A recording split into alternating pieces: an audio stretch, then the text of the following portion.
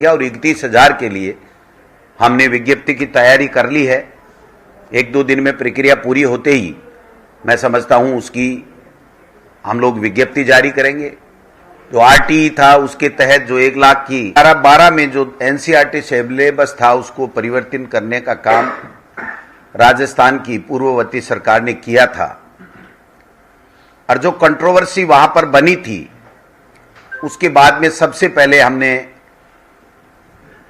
उस कंट्रोवर्सी को खत्म करने का काम किया और एनसीईआरटी सिलेबस हमारी सरकार के द्वारा लागू करने का निर्णय लेकर के लागू किया गया।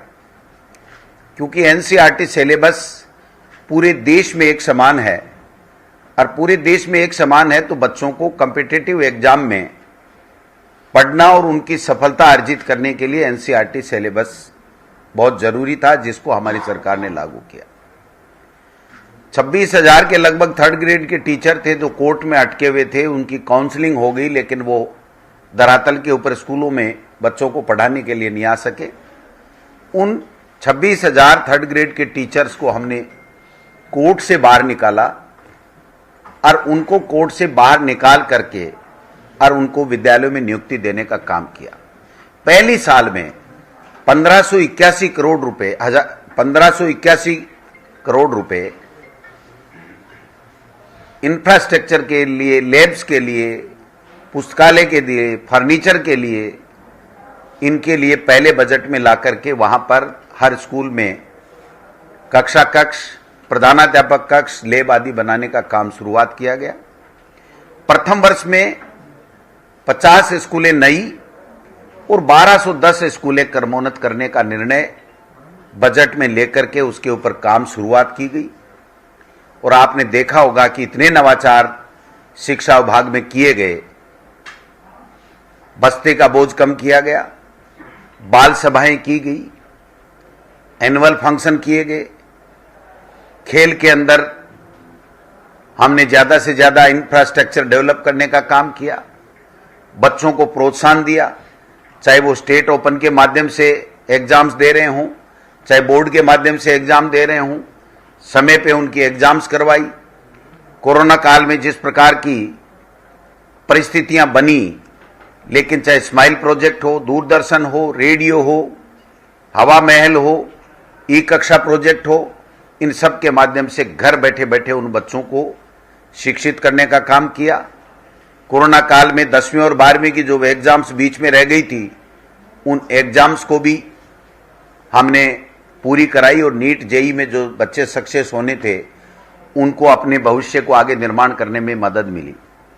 आपने देखा होगा राजीव गांधी पोर्टल हमने लॉन्च किया, उसके माध्यम से लाखों बच्चों ने उसका लाभ उठाया। 14 देशों की जानकारी, जहां पर कौन सी यूनिवर्सिटी में कहां पर किस प्रकार का कोर्स चलता है, कहां क्या छात्रवृत्ति मिलती है, किस स्तर के ऊपर कितने परसेंटेज में वहां एडमिशन होता है, उसकी जानकारी देने का काम किया। नो बैग डे जैसी योजना लॉन्च की गई। कंप्यूटर शिक्षकों के लिए कैडर का निर्माण जो प्रक्रियाधीन है, मैं समझता हूं महीने 20 दिन में उसकी कंप्लीट हो जाएगा। जो 3rd ग्रेड के टीचरों के बाद में जो 2nd ग्रेड के हेडमास्टर थे, प्रधानाध्यापक 10वीं क्लास के माध्यमिक विद्यालयों में, उनको नियुक्ति देने का काम किया। 2nd ग्रेड के 9,000 से ज्यादा वरिष्ठ अध्यापकों को नियुक्ति देने का काम किया। 5,000 जो व्याख्याता हैं उनको नियुक्ति देने की प्रक्रिया चल रही है। जो हमारे लाइब्रेरियन हैं उनको नियुक्ति देने का काम किया। पुस्तकालय अध्यक्षों की एग्जाम हो चुकी है, उसकी भी नियुक्ति देने का जल्दी से जल्दी काम करेंगे। 31,000 रीट की भर्ती के लिए 25 अप्रैल की तारीख तय कर दी गई है। 50,000 से ज्यादा शिक्षित बेरोजगारों को जो आस लगाए बैठे थे उनको नौकरी इस हमारे कार्यकाल में, 2 साल के कार्यकाल में देने का काम किया। और 31,000 के लिए हमने विज्ञप्ति की तैयारी कर ली है। एक दो दिन में प्रक्रिया पूरी होते ही मैं समझता हूं उसकी हम लोग विज्ञप्ति जारी करेंगे। जो आरटीई था उसके तहत जो 1 लाख की आय सीमा थी उसको 2.5 लाख करने का काम किया। शिक्षा वाणी रेडियो कार्यक्रम आप सबने देखा होगा, कितने बेहतर तरीके से हमने काम करने का काम किया है। महात्मा गांधी इंग्लिश स्कूल, गरीब का बेटा इंग्लिश स्कूल में नहीं पढ़ पाता था क्योंकि उसके बाद पैसे नहीं होते थे, और वो पैसे नहीं होते थे तो उनको सबसे पहले 33 जिलों में, एक जिलों में 11,000 के लगभग शिक्षकों वहां पर बच्चों ने एडमिशन लिया। अब ब्लॉक के ऊपर जो 167 विवेकानंद मॉडल स्कूलें हैं, उनके अलावा हमने जो 134 के अलावा 167 ब्लॉकों में इंग्लिश मीडियम खोलने का काम किया। 65,000 के लगभग बच्चों ने एडमिशन ले लिया है। लॉटरी से एडमिशन करना पड़ा हमको निःशुल्क। जिस बच्चे के 25 से 50,000 रुपए तक इंग्लिश मीडियम में लगते थे, वहां पर इन बच्चों को सरकारी स्कूल में निःशुल्क पढ़ने का काम होगा।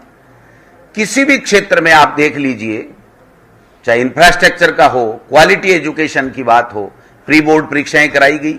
प्री बोर्ड के आधार पे हमारे रिजल्ट में सुधार हुआ और आपने देखा होगा कि क्वालिटी एजुकेशन में हम दूसरे नंबर पर पूरे हिंदुस्तान में आए।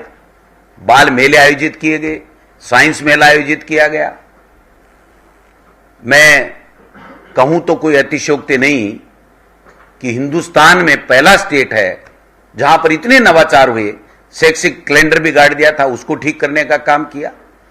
बच्चों के बीच में जो अवधारणा एक हो गई थी कि सरकारी स्कूलों में पढ़ाई नहीं होती है, टीचर नहीं मिलते हैं, 75% से ज्यादा ऐसा कोई जिला नहीं है जहां पर टीचर नहीं हो, वहां 75% से ज्यादा टीचर देने का काम किया।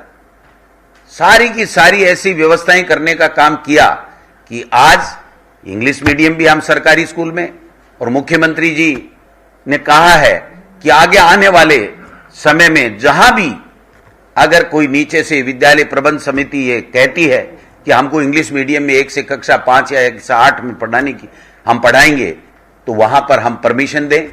इस तरह की व्यवस्था भी हम लोग करने जा रहे हैं।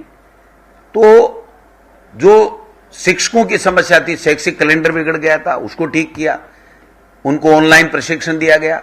समसा में जितने भी इंटरव्यू हुए वो सारे ऑनलाइन इंटरव्यू हुए, एक को भी आना नहीं पड़ा। यहाँ शिक्षा संकुल में आप पत्रकार मित्र हैं, देखते थे यहाँ हजारों की संख्या में बच्चे को गोद में लिए हमारी टीचर्स, अध्यापक बहनें बैठी रहती थी। 2-2, 3-3, 4-4, 7-7 दिन तक इंटरव्यू चलते थे, भूखे पैसे बैठे रहते थे। सारा ऑनलाइन किया गया। टीचर्स की जो समस्याएं थी, 11,000 से ज्यादा जो हमारे यहाँ परिवेदनाएं थी, उनको कैंप लगा करके उनको ठीक किया गया। उसके बाद में ऑनलाइन सिस्टम किया गया। ट्रांसफर के लिए ऑनलाइन आवेदन लिए गए। आज एक भी कोई भी टीचर मारा नहीं पड़ता, अपने घर बैठा अपने पासपोर्ट के आधार पे साला दर्पण के माध्यम से वो अपने ट्रांसफर की एप्लीकेशन दे सकता है। जितना काम चाहे पहले साल में चाहे दूसरे साल में, कोरोना काल में भी इतने बेहतर तरीके से हुआ। आज आओ घर से सीखे कार्यक्रम लॉन्च किया गया है। वर्कबुक दी जा रही है सबको। वर्कबुक टीचर जाकर के उनको दे के आते हैं, फिर घर से लेकर के आते हैं। मिड डे मील जो भारत सरकार ने कहा दीजिए, उसकी तैयारी कर ली गई है। घर घर बच्चों को जो कोरोना काल के समय में वो नहीं आ पाए, उनको घर जाकर के पैकेट के आधार पर मिड डे मील की सामग्री दी जाएगी। तो मैं अगर ये कहूं कि सर्वांगीण विकास अगर शिक्षा के क्षेत्र में हुआ